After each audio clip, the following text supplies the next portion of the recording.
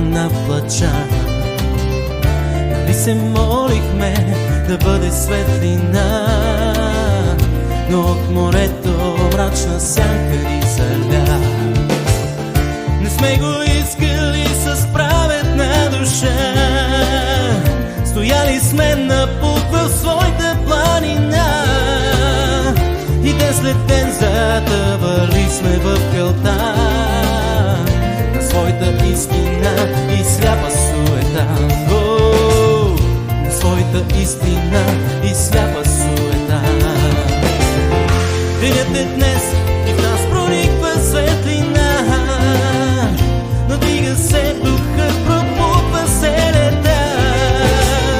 Душите ни израстват огнени цветя, похаят наш живот, роден от вечността.